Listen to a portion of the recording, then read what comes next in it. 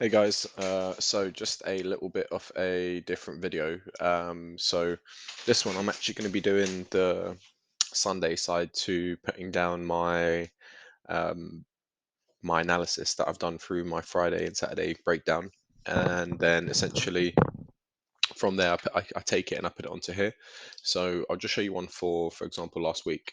If we look at, oh sorry, this is last week. So if I wanted to go back down here and I wanted to see my forecast for, let's just say, the DXY, then I've got it in two sections. So to keep myself accountable as well, it's also a good thing.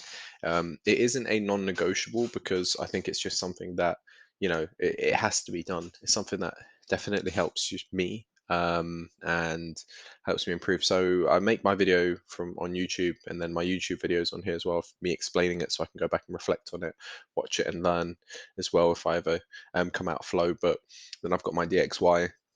Essentially, this would just have all the breakdown of the forecast I had for my watch list. So then I just put it into here. What I used to do a while ago was, for example, I would put notes. So essentially, if let's just say that I go to January, and let's say I picked out here, so I'd actually put some notes in there.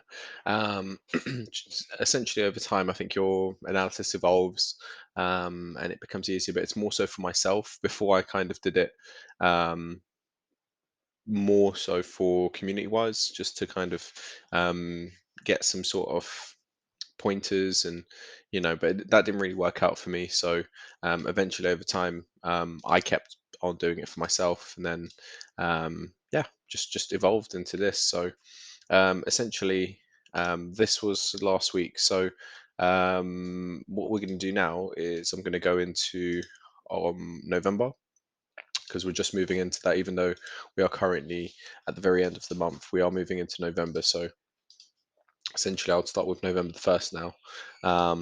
Technically, this would be the 31st to the 1st. But yeah. So essentially, this would be my forecast for the week, and yeah, we'll pretty much just be going from there.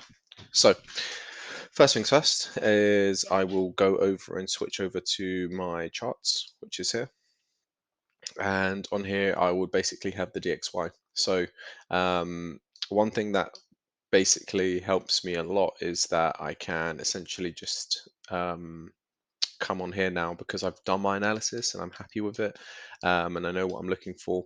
I can just essentially come in here, take a snapshot of the weekly time frame, and then go into Notion and put it in there. So previously, I used to have it like this. This was the structure I had, where it would be my go-to setup, and then is it high probability or valid, and then put the snapshots in there. But to make it a lot simpler for myself now, I literally keep it so simple, um, just because it's something that I constantly do, and I think over time, let's just say, you build a confidence to it, so you don't need to constantly keep it in that format, because you know what you're looking for, and how you want to play it out. So essentially, I want to keep it quite easy for me to read, easy for me to understand. So this would be the weekly, this would be the daily. When taking the pictures, I make sure that I can actually get in the data that I actually want to see, rather than just a snapshot. um, that is something that I've definitely learned over time as well, because you have to realize that you're going to come back at some point and look at this, and when you do look at it, um, how you gonna learn from it. So this is something. What I used to do as well is, when the week ended, I would take a snapshot and I would just put result, and then I'd put the snapshot off the week, how it played out. So that week on week, I can see what the week was like when we moved into it. But then I think over time, with experience as well, you start to just get better and better, so you don't need to do that sort of thing. So yeah, essentially keeping that simple. Sometimes I don't put all the time frames as well. So like you saw with the other template I just had, I had like every single time frame. At the beginning, it is definitely good to be doing that, but I think after a while, it's not really required. Um, I think, it's all preference. It all comes down to preference. What do you want? What do you want to see? And yeah, essentially that was that. So um, yeah, essentially I'll just now go in and do the same for all of my pairs. I'm just going to speed up the video, and then when I finish it, I'll come back to it.